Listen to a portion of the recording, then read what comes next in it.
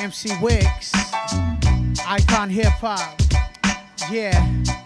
And we rockin' like this, y'all, yeah. And we rockin' like this. Madman, mad scientist, most violent, blood and guts, so notorious, closed fist across the face of an idiot. You burnt out like a cigarette, people sick of it, washed up like seashells on the shore. Please don't rap no more, no encore. 1,000-0, trying to settle the score.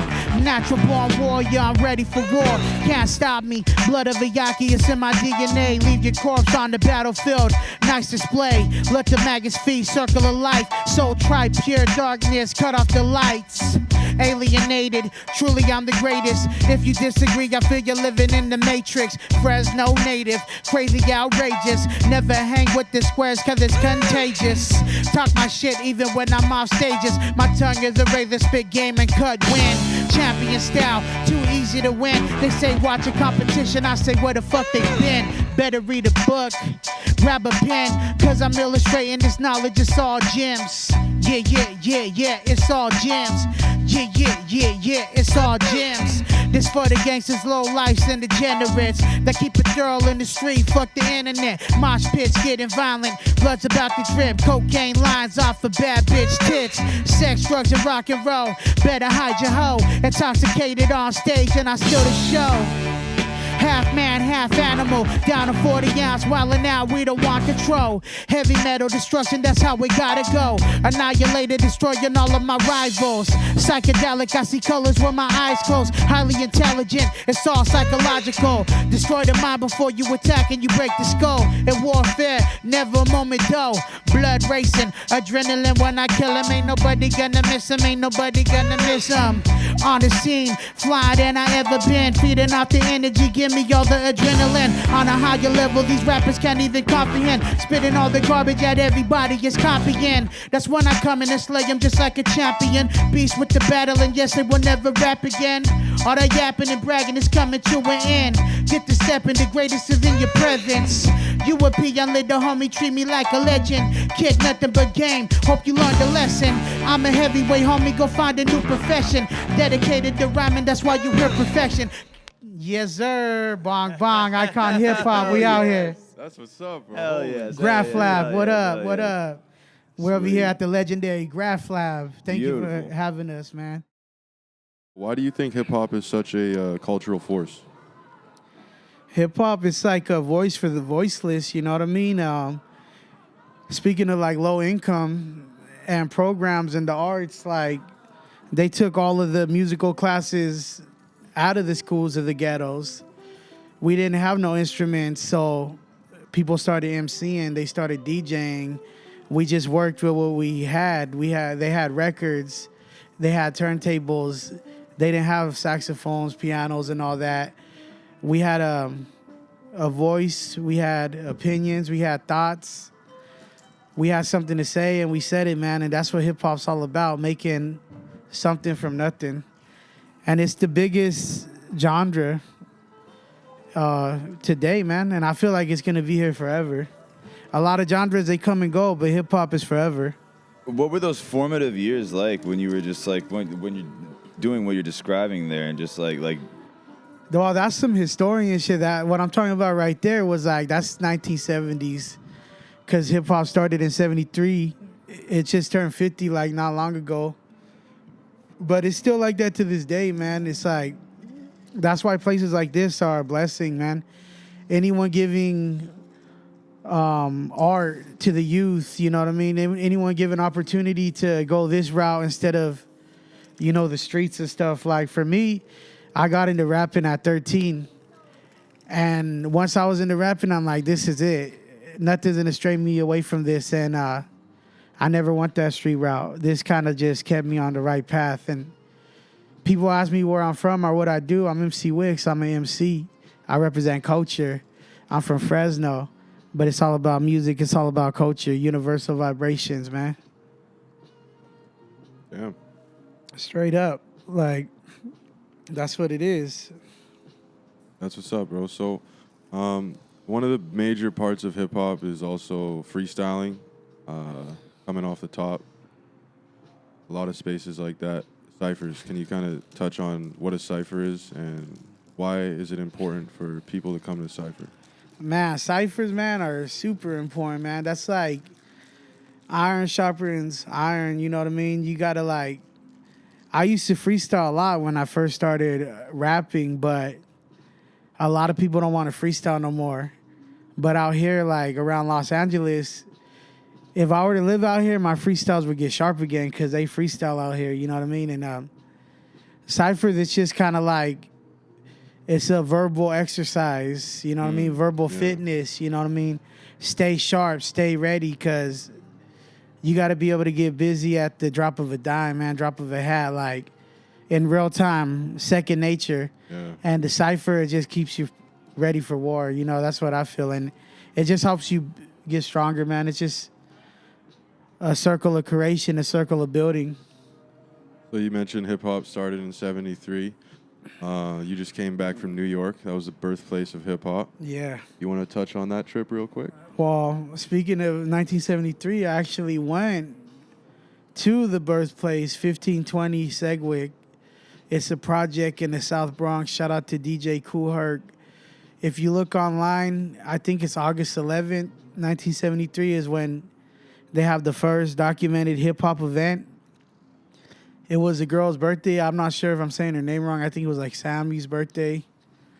But I went to the project. I wanted to film a music video there, and they got all kinds of stuff like construction, under construction, covering everything. So visually, it didn't look appealing, but I was there.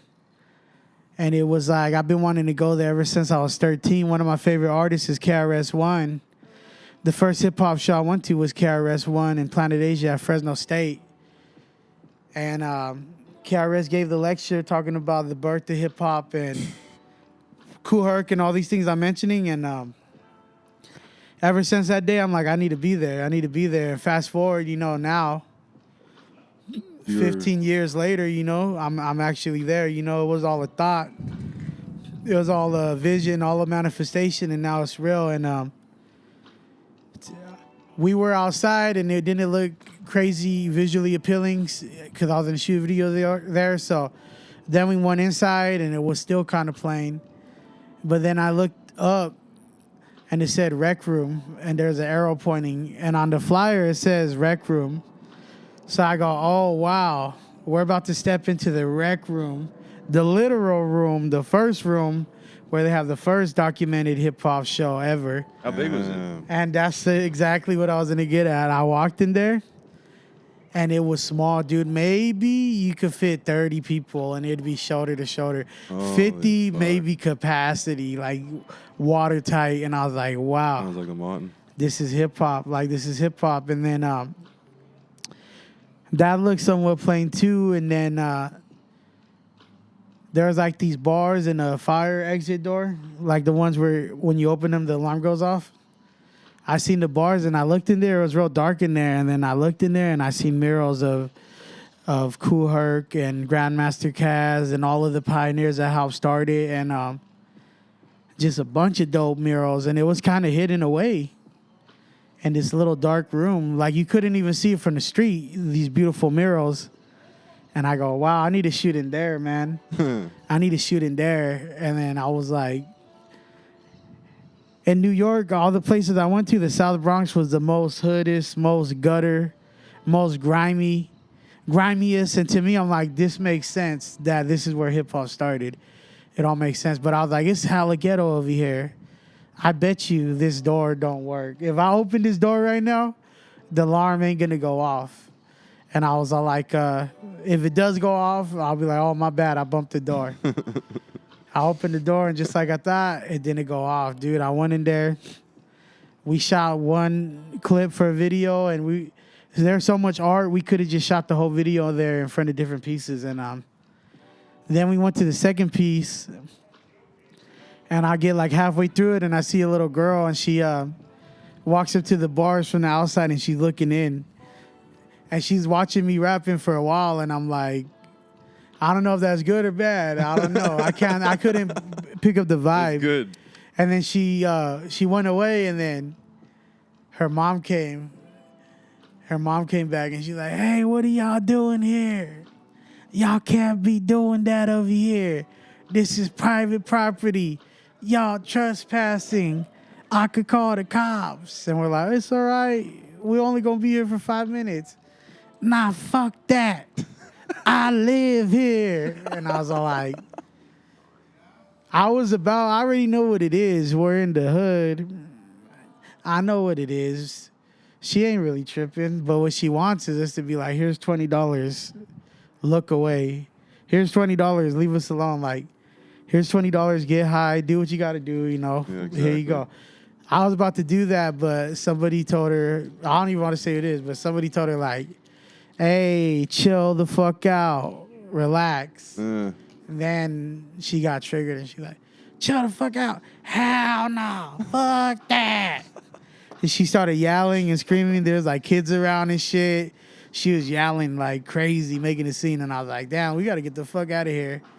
Fuck. So we walk out and we're about to dip. And then someone else tells her to relax.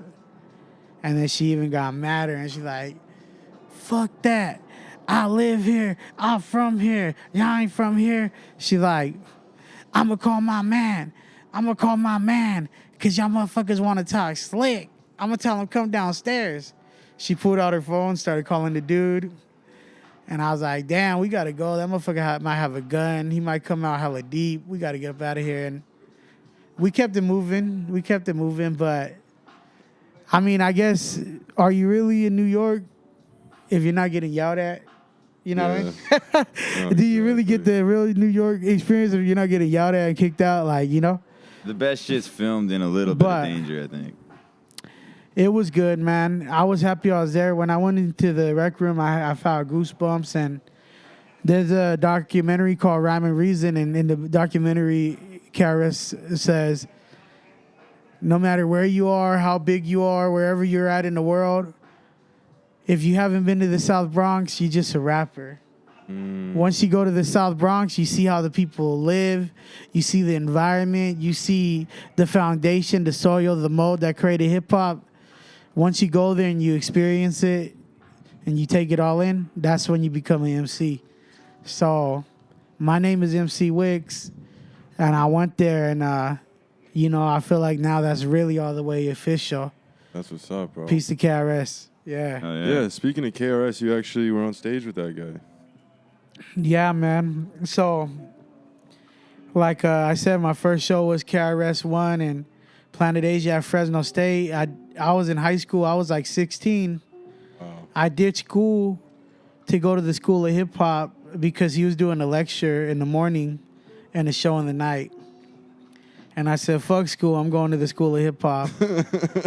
I listened to the lecture, and then I hung out on the college campus all day until the show. Then I went to the show, and it was an intimate show. For some reason, there's a long line, but they turned a lot of people away, like the school for some reason. I don't know why, but. So I just felt lucky to be in there because there's a lot of people that didn't get in, and then I was rapping at that time maybe for like 3 years, like having fun with it, like playing with it just for fun. But I seen Planet Asia on stage, and he was killing that shit, and he was bodying it, and I was having fun. And the crowd, my first hip-hop experience at a show. And then I'm looking at on the stage, and I'm thinking, oh, they're having just as much fun, if not more fun. And they do this for a living, and they're getting paid. And I was like, fuck that. This is what I'm going to do. This is what it is. I don't know how. I don't know when, but I'm going to make it happen. I'm going to be getting paid to have fun and do what they're doing. And I was just real inspired. But at the end of the show, KRS One, he's all like, let's have a cypher on the mic. Let's have a cypher. Where the MCs at? I'm the youngest one there. Like, it's all older people, so everyone's rapping, and they're passing me up on the mic. They're not giving me the mic. I wish I knew who the dude was. He's like a white, older dude, and he's like, I see you, little homie. You want to rap? When I rap, I'm going to rap, and I'm going to pass you the mic. I was like, all right, cool. So he rapped. He passed me the mic, and I bodied it. I went crazy, and everyone was like, damn, whose little nephew is this? Yeah. Like, who the hell is this little-ass kid over here rapping with Grown motherfuckers just killing it, and I was going Wow. crazy. And then KRS-One, he had the book, The Gospel of Hip Hop at the time, so he toured with his family, like his wife and his son. So at the end of the show, I'm about to leave, and his wife walks up to me, and she goes, did you get a book? And I go, I wasn't able to get a book earlier. And she goes, oh, we got you. We're going to give you one. I was like, all right, cool. So she, like, gestures, like, come here. And she walks me, like, backstage to the green room. And then I just stand out the door, like, waiting for the book. I'm not going to go in there, you know? And she opens the door, and she's like, come in. It's all good. And then I went in there, and KRS-One just dropped knowledge and game for, like, an hour. He told me about how he started. He told me about how he met Scholar Rock. He told me about when his song was on the radio, he heard it on the train, and he was homeless. How he was homeless in a shelter, and Scholar Rock was, I think, like a social worker. That's how he met him. And he told me all of that and a bunch of things I can't remember because I was kind of shocked. Like, I was like, damn, I'm really in here fucking. That's fucking crazy. And KRS-One is dropping knowledge. And then one thing he told me, and I think he planted the seed, I think he did it with intent. And I want to meet him to tell him the story one day, but I want to meet him again. But he goes, one day I'm going to be on the stage and I'm going to pass you the mic. And that stuck with me. And then for years and years, I'll think about that. Damn, what if that happened? That'd be crazy if that happened. Then the thought changed to, I'm going to make that happen. I'm going to blow up. We're going to go on tour together. Or I'm going to blow up. We're going to be on the same festival. Somehow, some way, I'm going to make that happen. Fast forward 5 years later, he comes to Phone 55, and I'm 20. I'm like about to be 21, but I'm 20. And then my homie snuck me into the show. I was 21 and over. And then I knew all the local rappers because after, like I said, I'm going to make it happen. After that day, I went to every show. Any and everything hip-hop, I was there trying to get my name up, you know, trying to make that vision come to life. So I knew all the rappers, and then KRS did the same thing. Oh, let's have a cypher. And all the rappers are like, come on, Wicks. It's that time. So I walk down the stairs, and then I see KRS's wife, and she goes, hey, you. And she gives me a big hug. And I go, you remember me? She said, of course I do. And I was like, wow. So then I walk on the stage, and then KRS sees me, and he's like, what's up, man? And he shakes my hand. I go, you remember me? And he says, of course I do.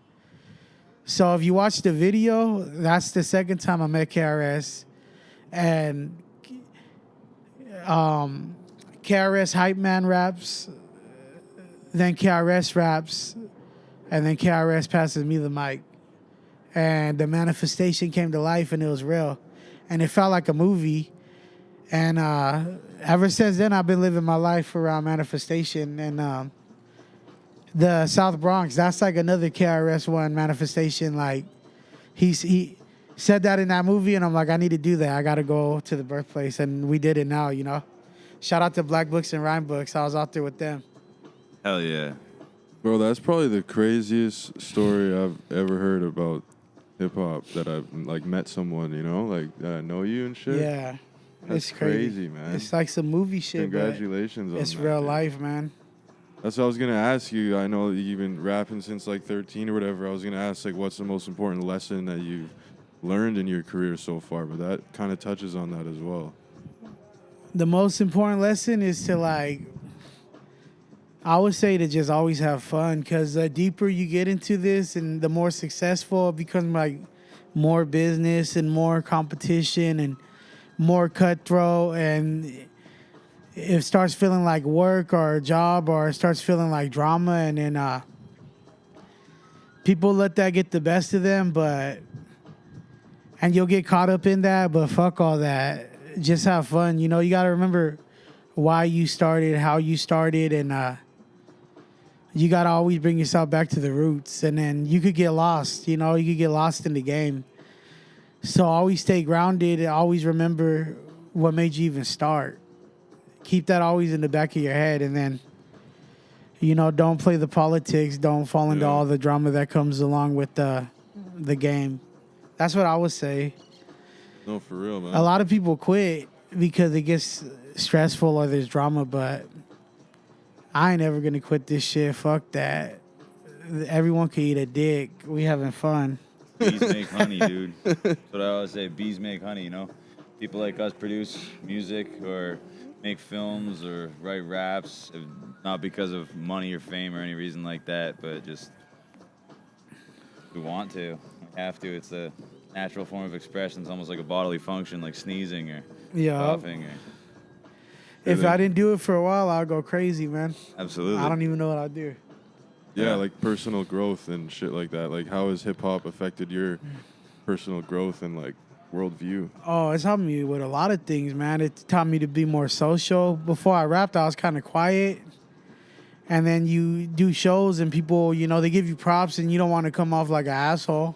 Yeah. So you got to learn how to be nice. You know what I mean? So it helped me out socially. You grew into a man through this shit. Yeah, You were a little boy it and raised then- me. and then It you raised became me. a man through Yeah. hip hop. Like, that's amazing. It's good to write, man. Even if you're not a hip hop artist or artist at all, it's like the more you're in tune with your thoughts and the more you're in tune with your inner world, the more you can perfect your outer world. And I think we don't realize what we're doing as artists, but that's what we are. We're like tapping into our inner world, our inner thought.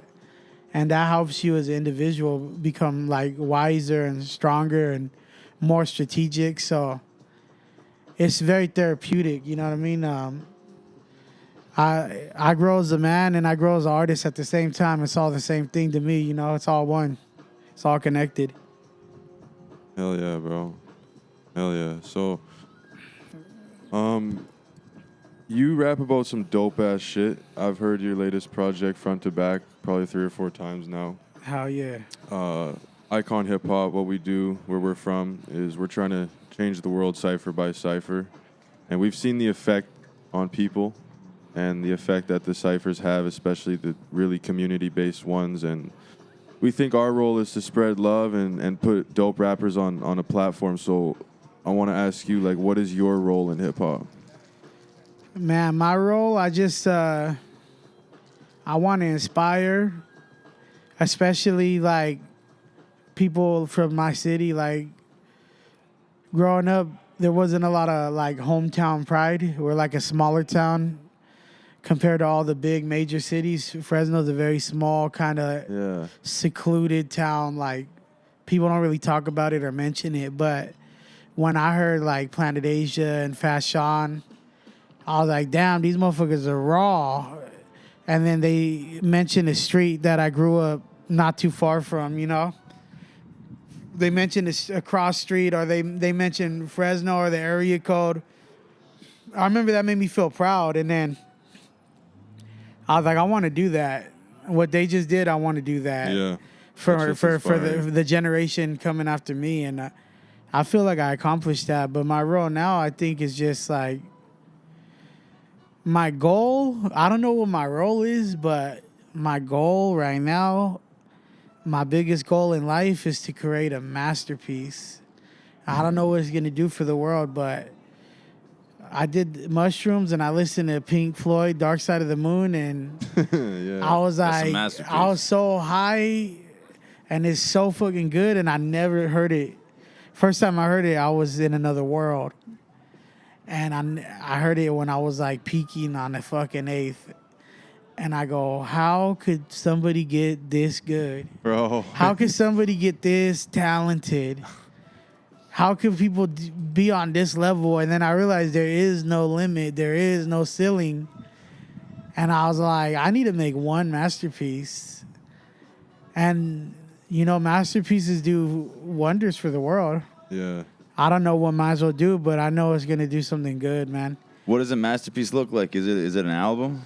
Yeah, an album. I want to make an album front to back that's iconic, that's classic, that you can't skip. But it can't be good. It has to be great. Every single record, every single second, every single detail has to be great. What's standing between where you're at now and getting there? Just time and practice, dedication. It's just, and also I would say intelligence, because the one thing ever since I've been on a mission to create a masterpiece, the one thing I see in common with all the people that created masterpieces is they're highly intelligent. Yeah. They're very smart, extremely smart.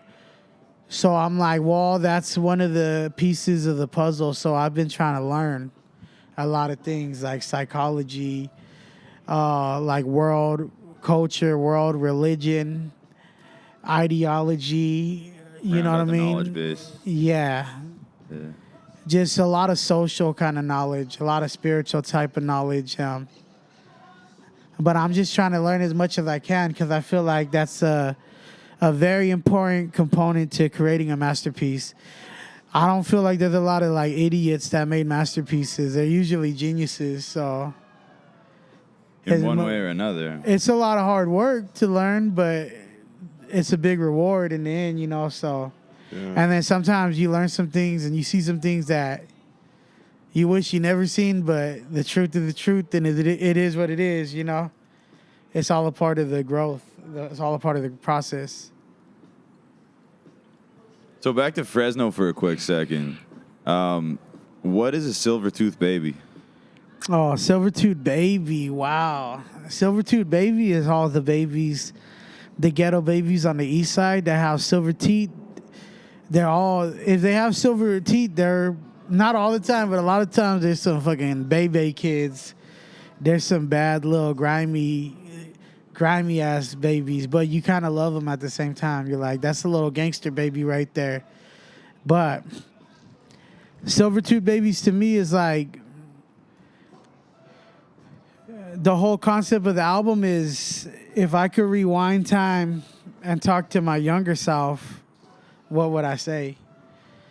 All of the knowledge I gained through my own experience, but also that was passed down from me from my older relatives and my OGs and my mentors. I grabbed all of that information and all of my experiences, and then I just put it together, and I was really talking to my younger self, trying to steer my younger self in the right direction with the lyrics and the writings. But I didn't realize, you know, a lot of people have a similar story. A lot of people have the same story. So I'm just talking to my younger self, but really I'm talking to a whole generation of people. So a lot of people, they really felt that, especially people from the east side. Like I was born and raised in the east side. And a lot of people have that same kind of story from that same side of town. So a lot of people, they see, the people from the hometown, when they see me and they mention that album, they mentioned it with love, man, because it's heartfelt. It's a heartfelt album, I feel like. It's kind of a biography in a sense, you know what I mean? That's my life right there. That's wild, man. Yeah, we come from Vancouver where there's pretty rampant drug addiction issues and social issues there for sure. But what's the landscape like in Fresno? What's the gap like between the rich and poor there, and like what's... There's a lot of drugs, the meth. We've been the capital of meth for a lot of years. There's a lot of pimping and hoeing. There's a lot of prostitution, a lot of that, a lot of sex work. There was more street and gang violence probably, I would say, in like the 90s and the early and mid thousands. But it still happens here and there. But I feel like drugs are the bigger issue. Drugs... I don't know if prostitution's an issue. I feel like that's all consensual, grown adults doing their own thing, but the drugs are a problem. The drugs, people doing drugs, they're fucking breaking in cars, breaking in houses, you know what I mean? Like, fucking things up, hella high on a sick one. But it's a lot of tweakers, man. A lot of tweakers. Is there like a wealthy neighborhood in Fresno? Well, it's kind of like on the outskirts of Fresno, and they kind of don't like to associate or claim Fresno, or they try to like disconnect themselves, but they call it Clovis. And then also there's another side called River, like River Park area. That's where it's kind of nice. And then west side is, that's like the black side of Fresno, kind of country, super ghetto, in the cuts. Wild, Wild West. Anything can happen out there. East side is the Mexican side, the Latin side, the Asian side. it gets real out there. It gets crazy out there. That's where I grew up. And I don't really know too much about the north. I just kind of pass through the north. I don't go to the north for long, you know? Yeah. Yeah, it's pretty interesting to hear other insights. Like you said, Vancouver is pretty intense when it comes to overdosing and drug addiction, and not too much sex work out in the open, but there's a lot of drugs, man, and a lot of tweakers for sure. I kind of want to segue to graffiti, since we're in the Graff Lab. Yeah. You mentioned that you got a bunch of homies that write. So, first of all, there's the 4 elements, right? You got breaking, graffiti, hip-hop, all that kind of shit. So, what is the importance of graffiti in the culture? Oh, graffiti, man, is one of my favorite elements. I actually wanted to do graffiti before I rapped, but I wasn't really that good, so I just took to rapping. But I feel like graffiti is very important, and I think graffiti was around even before like rapping and before DJing. Yeah, So like yeah. graffiti may be the oldest element. So if it's the original element, it has to be here always to stay. You know what I mean? Hell yeah. But it's important. It's important. Like the Egyptians did the hieroglyphics. You know what I mean? Yeah. So graffiti is just everyone letting the world know we're here. We exist. You know what I mean? Graffiti is the writing on the wall, man. That's a very important thing. The writing on the wall is very important, for sure. Could you give us like a brief history of Fresno graffiti? All I know is this, man. Shout out to GTL. Those are my homies going through life. Par, Post, NIST, Waste, Cardo. You know what I mean? Work. Those are some of the illest, and those are my OGs, and they're one of the longest lasting crews, man, from the early 90s and still today. They're still active, man. So shout out to them. I just know those are like, that's the biggest crew, the most iconic crew from the town, man, is GTL. And graffiti, we have a dope scene, man. It fluctuates. Yeah. Sometimes everybody's bombing and going super crazy. Sometimes it kind of slows down. Yeah. For a while, when I was in high school, it got kind of ugly. People were someone got ran over, like forward and backward, like forward and reverse, and people were getting shot. Like they were kind of like tag banging for a little bit. And I think that's whack. But now it's kind of went back to the arts, you know what I mean? People are just about getting up. There's some people that got styles, 3Ds, wild styles and all that, but I feel like Fresno, the majority of the writers are just bombers. They're just trying to get up, man. Yeah. They're not trying to be super fancy, or they're not with all the special effects. Yeah, yeah. They're just getting up heavy. I fuck with that heavy. I like But that a lot. GTL, they have all the special effects. Oh yeah, thank you. Oh yeah. Dope, Yes, dope, sir. Dope. Thank you. Greatest human being on the planet fucking Earth, Ricky. Hey, Oh, Ricky, dude, man. Ricky, Appreciate you. thank you Thank so you. Dropping much, off that man. sweet Oh, Red Bull. Yeah, thank you, Little man. refill here. One of many reasons why we love this guy. So, we talked a lot about like the drug addiction and shit like that in Fresno. What are some other like major challenges that city has like had to overcome, like in the underground scene and shit like that, as far as It's, culture and hip hop? There's a lot of social kind of issues. Like everybody is kind of cutthroat. It's survival of the fittest. It's every man for themselves, and Yeah. we could never really come together. You know what I That's mean? the Like cypher's for. the unity thing is very, very, very hard out there, man. Like, and people preach it and they talk about it, but some people have attempted it to make it happen, but it never works, you know. And that's just kind of, it's in the water, you know. It's a very doggy dog kind of world, very cutthroat place, and I think that's one of our biggest problems is people feel like only one person could succeed, but everyone could succeed. You know what I mean? Some people, I always say it like this, you know, just because someone likes my shit don't mean that they're gonna stop liking your shit. You know what I mean? Yeah. Some people like Pepsi and Coca-Cola. You know what I mean? Some people like fucking Coke and Dr. Pepper, you know? good music is good music. If your shit's good, you don't gotta worry about the next person. But I think that's a big problem, like on the music scene. But it's universal, and anything and everything is cutthroat out there. Yeah. Yeah, but I don't know. I don't think there's a way to solve that. What about the good? What's the best thing about Fresno? What do you love about it? The best thing about Fresno is they don't give a fuck about your feelings. They're gonna keep it real. They're gonna keep it authentic. You're gonna know where you stand with everybody, and that might be kind of harsh to people, but at least your time's not getting wasted. You know what I mean? respect that. You know what's up. Like I respect the hell out of that. you have to appreciate that blunt straightforwardness. You know, it's really a blessing. I'd rather deal with that than some fake bullshit. It And cuts a then- lot of bullshit out of your life. It saves you a lot of time, doesn't it? Another good thing, another thing that's like the best about Fresno, in my opinion, is like we're in the middle of California, so we have Bay Area influences. Yeah. We have influences from down here. We have influences from everywhere, and we have diversity.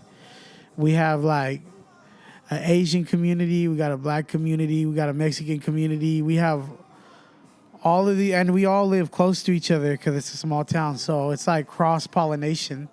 It's all these flavors in a little melting pot. It's like gumbo, you know. Yeah. So we have so many different styles and flavors and cultures all mixed in one area. So I think diversity is one of the best things about my hometown.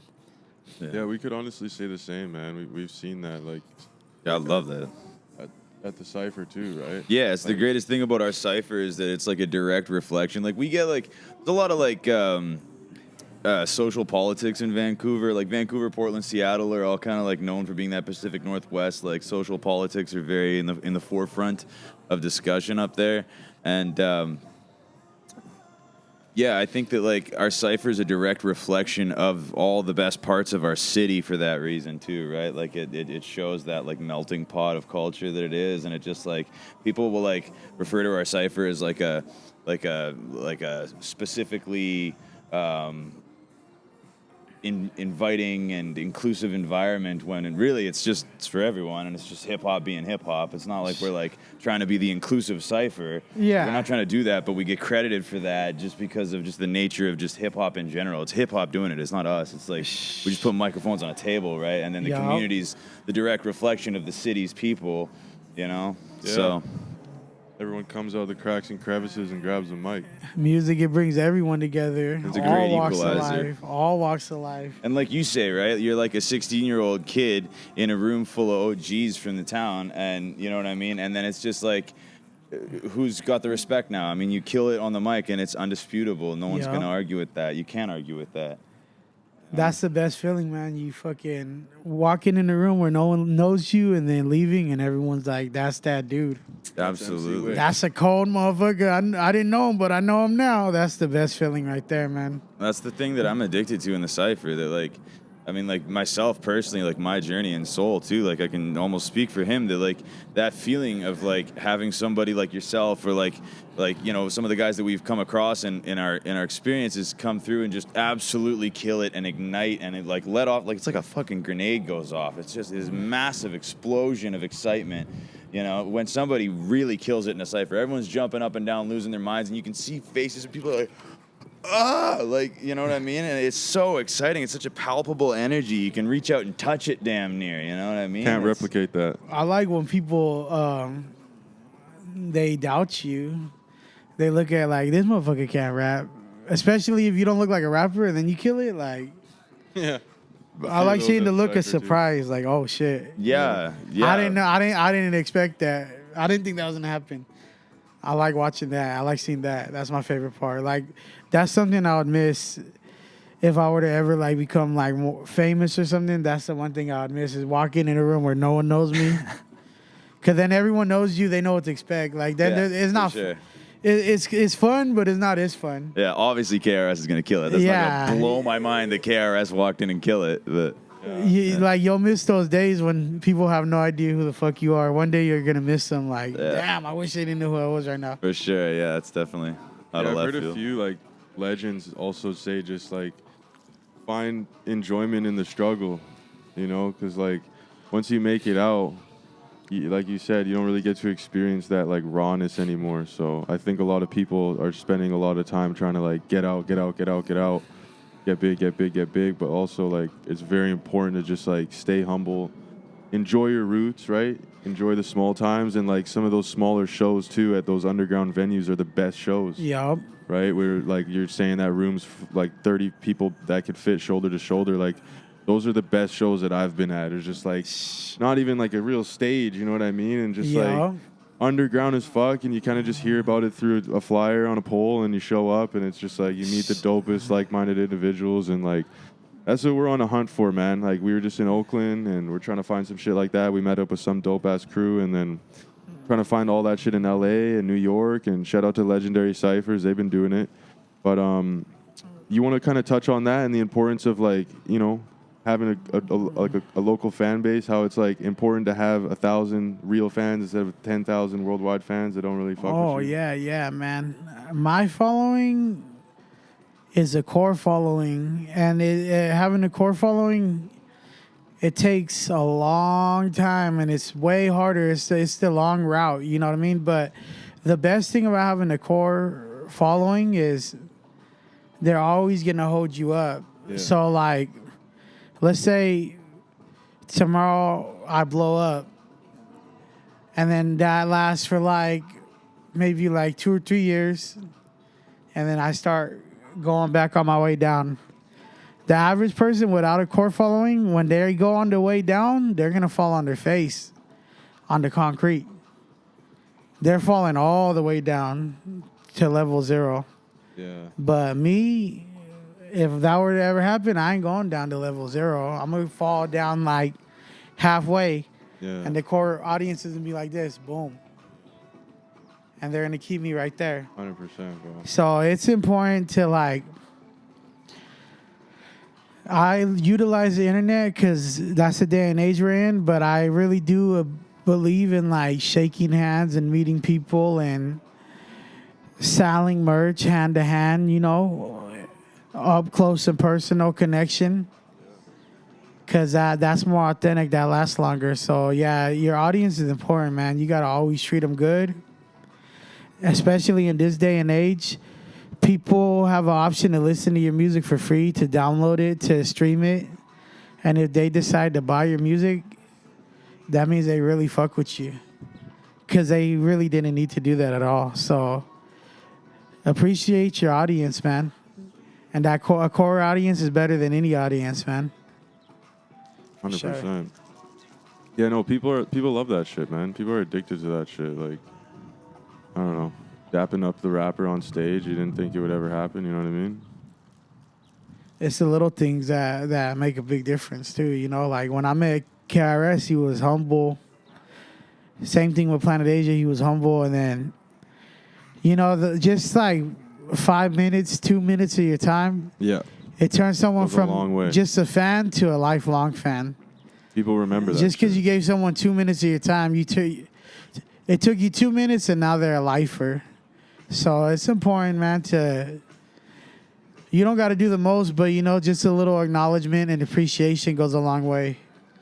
Yeah. Bro, my favorite hip-hop group, the Palmer Squares, like, I'm a huge fan of them for years and years, and they finally came to Vancouver, and I got to go see them, and I ended up hanging out in the street with them for hours after the show, and we got along really well. I had a wonderful night, and I was on their podcast and fucking around, and that stuck with me so heavily. And like just seeing these guys, and they're my demographic, they're my age, they're my type of people. It's just like seeing that, like, that's me, and you did it, and you're out there, and you're happy, and you're making other people happy, and you're inspiring other people, and just, it was so real to me, and it was so attainable and touchable that I literally went home and I started shopping for interfaces and microphones and cameras, and that's what sent me down the whole path of hip-hop, and how I ended up finding any of these people in the cypher and production and all that stuff was just because two stoners from Chicago smoked a couple joints with me. That's crazy. You know what I mean? That was all it took, and it changed my life forever. And I guarantee you, I would be a drunk welder building fucking tugboats right now. No shit, and I'd have no idea who you were. Or if I did, I'd be listening to you hungover on a boat while I'm welding my life away. Damn. You know, and I'd be going, damn, wouldn't it be amazing if one day I could just fantasize about hanging out with Wicks or some shit, you know what I mean? Or like going down to LA and recording a podcast. That'd be a fantasy. That'd be crazy, you know? That's real life right now, man. We live in the dream. It is For true. real. It is true. And that's the thing it.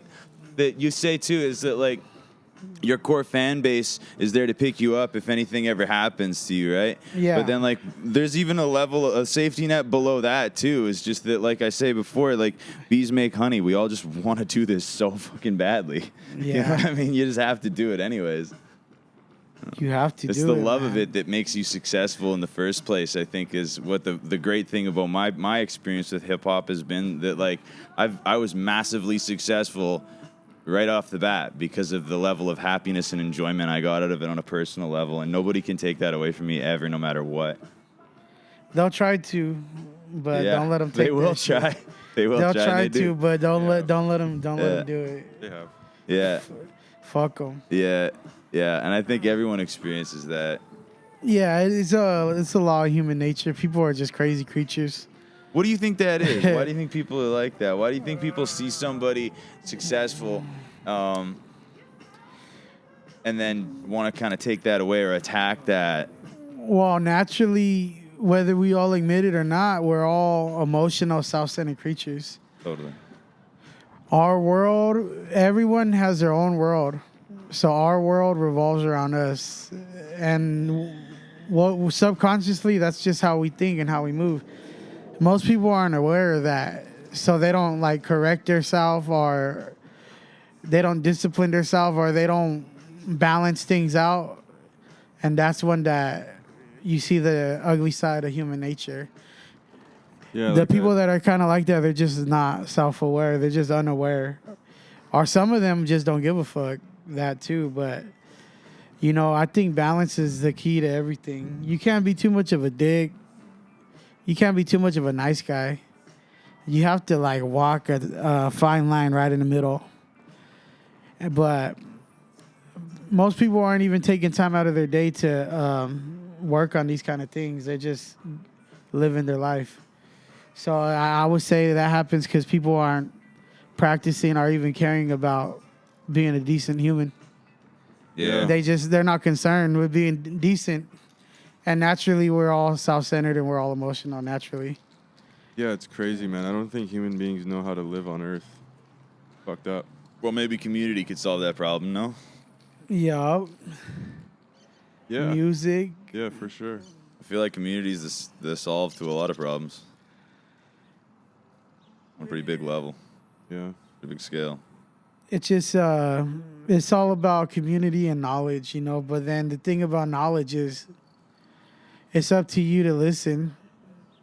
Someone could be giving you all the knowledge in the world, but if it's going in one ear and out the other, then it ain't going to do you no good. Yeah. Or you could learn all kinds of things, but if you're not practicing them or executing them, then you got all this knowledge for no reason too. So it's about listening, it's about understanding, and it's about taking action. A lot of people got all the knowledge in the world. They ain't going to do nothing about it. They're just going to know about it. Yeah. That's fucked up. They're not tenacious, man. Be tenacious. So, what's the meaning of life? Oh, man. That's crazy because to me, the meaning of life is to give love and receive love without any complications. And I feel like that's what we're here to do, you know, like make people happy, let people make us happy, and that's it. It's simple. That's what it's all about at the end of the day. That's the most important thing. That's the most valuable thing. Over money and over everything is just love, you know? That's the whole purpose. Cosmos makes me happy. Fuck yeah, man. Cosmos. We just shot something to that right now, man. I'm excited for that, man. It's going to be out of this world. That's a good way It's going to be out of this world. It's going to be in the cosmos for real. Oh, yeah. Cosmos, man. That's one of my favorite songs on the new album, Infinite Power, Hell yeah, me too. produced by Borkner Park, man. One of my favorite producers that I've been working with lately. Super talented, super raw. Fresno as well? Fresno as well, yeah. And Our previous album we did together is called Vivid Visions.